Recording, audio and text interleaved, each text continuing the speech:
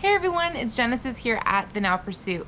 We are currently here at Riverview RV Park in Loveland, Colorado, and we travel with our Sabre. We've had the privilege of also having a 2012 Jayco. Being that we've had two different types of RV, one that's used, one that's brand new, I wanted to compile this video for you of what to look for, consider when you're buying an RV. And at the end of the video, I'm also going to talk about what not to look for. Let's go ahead and start with what to look for or consider when you're buying an RV. The first thing that I would think about when you're looking at RVs of different types, because there's so many different types out there, is why are you buying one? For us, it was a full-time venture, as in we're living in it full-time. We don't have a home base. So we wanted it to be a living space that feels like a home. Now there's different types of recreational vehicles, like a Class A, which is kind of like a bus.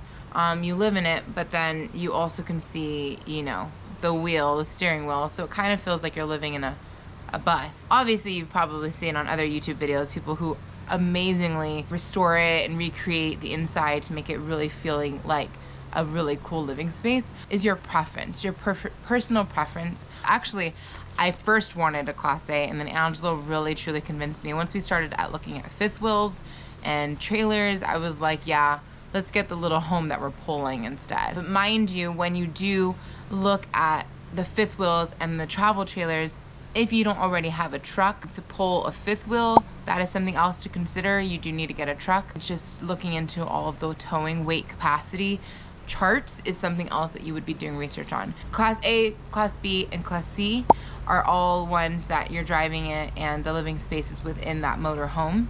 And then you can pull a towed, which is a car or a vehicle behind it. But if it's not on a trailer, like if it's not above ground, then technically you can't back up with it hooked up. You would always have to unhook your car before backing up. So that was another reason why we didn't end up getting that. And any of you who have a Class A, B, or C, please correct me if I'm wrong. This is based off my own personal research. What I know the best is the fifth wheel, because those are the two recreational vehicles that we had. Another thing you want to consider is how many people are going with you. If it's just you, I mean, you have a plethora of options, because you can do like a van to a really small, you know, 20, 25, 30-foot trailer, versus like for us, we have 4 kids. So one thing we always look out for is bunkhouses, because that's another thing that you want to think about if you do have kids. There's different ways to go about bunkhouses. Some bunkhouses are kind of a part of the main living space. It doesn't have a door or anything. Other bunkhouses have a door. So for us, our personal preference is we look for one that has a door. Or like right now, we have a loft. So they're way at the other end of the fifth wheel, and we can have our living space in the front. So just there's so many different layouts, and so just considering, you know, who you're living with, how many people you're gonna be traveling with, or however, because there are different sofas that turn into beds and so on and so forth. So you can definitely play around with it, but it's something to think about. Just in general, when you're living there, what are you gonna be doing with your time? Because if you're full on, you're just vacationing, you don't have to work, then living amongst like a living situation like in our old RV or Jayco, where the kitchen, the family room, you know, the dining room, just everything was in the same kind of rectangular prism. Versus this one, our Sabre, we do have things sectioned off, which is really nice, because when I'm like editing or blogging in the dining room, there's kind of like this mini wall where the kids can be playing, or Angela could be watching sports, and I'm not distracted. So it's completely separate. So you do want to consider that. Now, an extra bonus point is that when you are traveling or living in it full time, you do have the outside.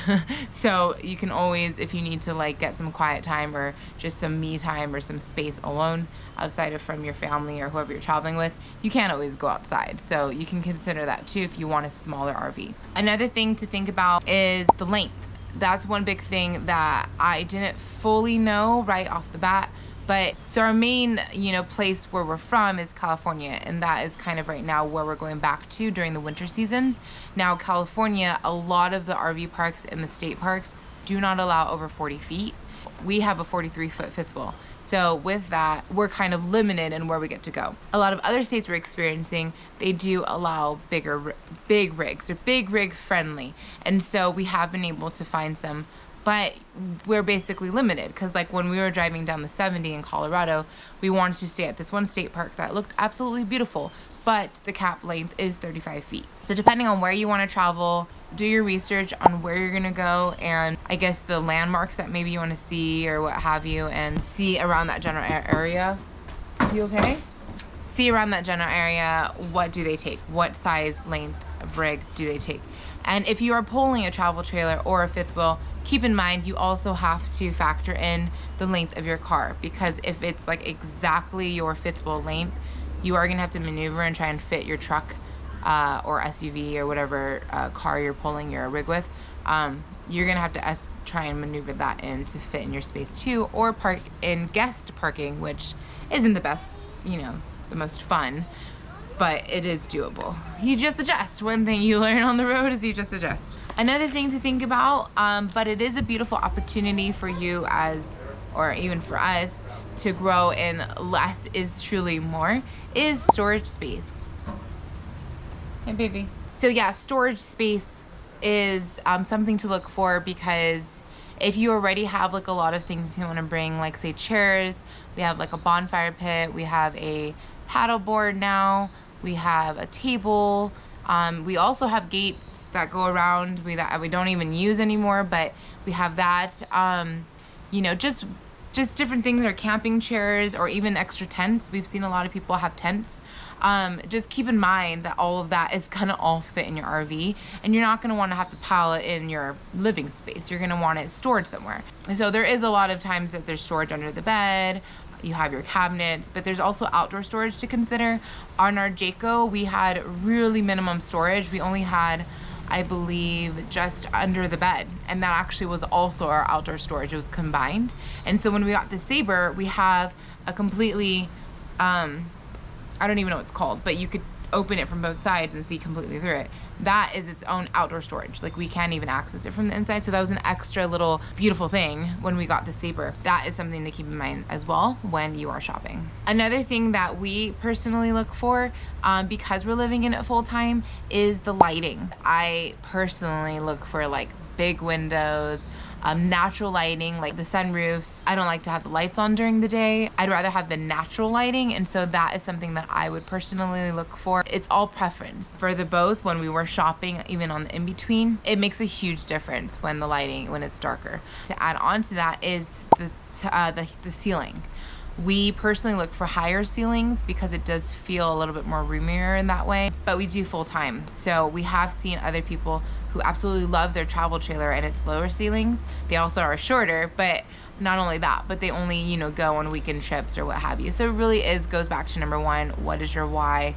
Why are you getting it? And then, you know, when it comes to like even the vans, I've seen both, but more than not, the vans is kind of like standing room. So, I mean, you can't really do much with that, but it always goes back to your why. Why are you getting it? And who are you traveling with? How many people do you need to accommodate? Another thing, which we have actually never personally experienced, but we have seen when we were shopping, is manual solutions for slides.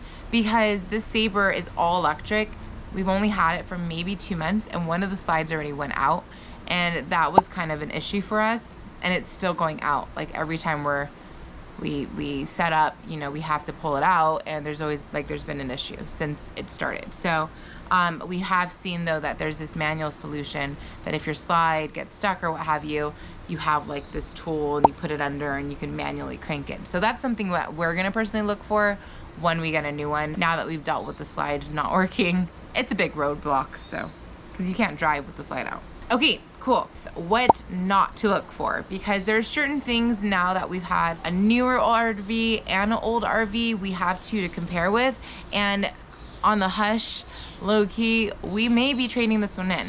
It's a beautiful, beautiful design, beautiful layout. We absolutely love the living space in it, but it's not particularly functional for what our family needs. Being that we like to travel every day to every other day on our longer trip, the fridge won't hold power. Like it won't stay on unless we decide to upgrade the solar panels and the batteries. One thing to not look for is an all-electric fridge.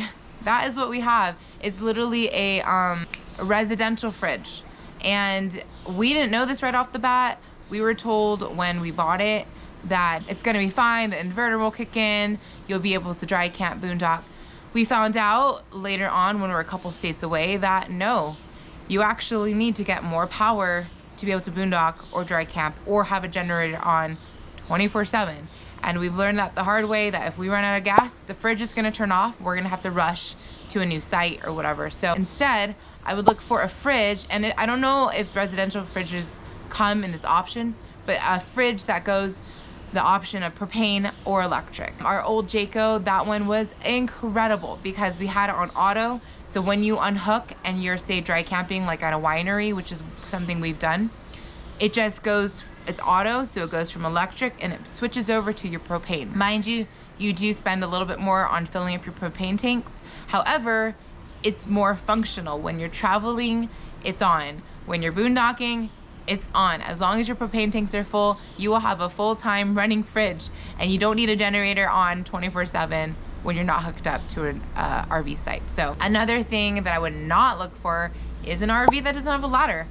This RV doesn't come with a ladder. I'm not exactly sure if we would add a ladder. We might be trading it in soon, so I haven't researched into it that much. But we were driving and there was a tree that kind of was there, and we didn't know if we hit it or not when we were driving.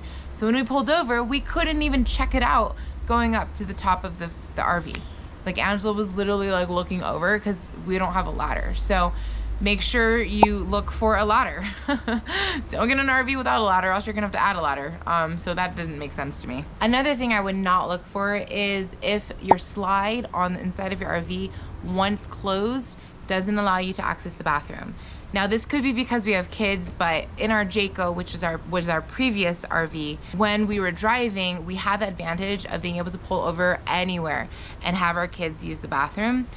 Or even like last minute, we stayed behind a Sam's Club, and naturally when you stay like at a Walmart or Sam's Club, sometimes you don't want to pull your slides out, especially if you don't fully know if you're allowed to stay there. I mean, we did ask, but the employee didn't really know either. She was just like, just go ahead.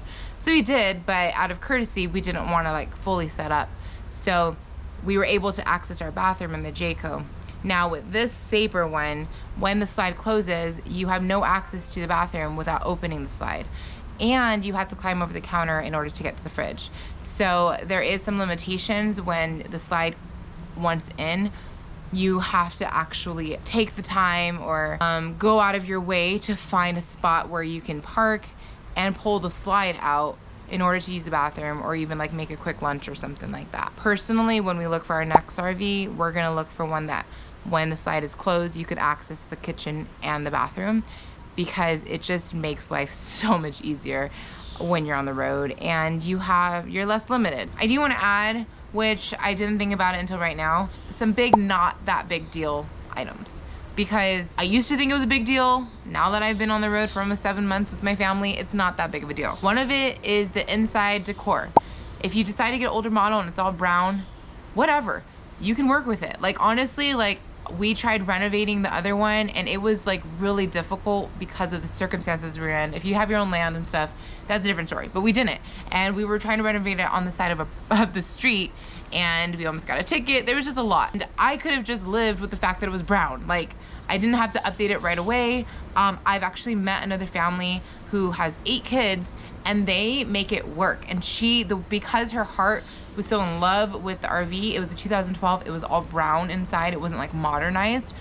I felt like at home when I was in it, and I was like, man, like, it doesn't really matter. If you want to change it, you can. So I wouldn't think too much about that, the design, because that's something you could always update later. Also, something else that we have yet to use, I have seen other families use it, but not us, is outdoor shower. On both RVs, we have not used the outdoor shower once. So that's our personal experience. So that's not a big deal either if it has one. Another thing is counter space. To think about the counter space. Do you cook a lot? Do you not cook a lot? There is ways to work around it. It's not a big deal, because we do have like TV dinner trays that we have 2 of them, that if we didn't have as much counter space as we do, we'll just pull those out and then slide them away, you know. So that is all of that when you are shopping. What to look for and consider: what not to look for and consider, and the not big deal stuff that you don't really have to think about because you could always adjust, upgrade, think about that later. Outside of that, if there's ever any more, once we trade this and get a new one, I'll make another video, but whatever. Make sure to like, comment, if you have any comments, questions, any other videos you'd like me to make. This was actually a request from somebody, one of my friends, so thank you for that. If there's any other videos that you'd like me to create, if anything, I'm pretty creative, so I'll make videos anyways, but I would love to hear more of your input on what it is that maybe you would like to know about this type of lifestyle, or living in faith, or being a mom, or whatever. So let me know, and thanks again for being here with me, and I'll see you next time.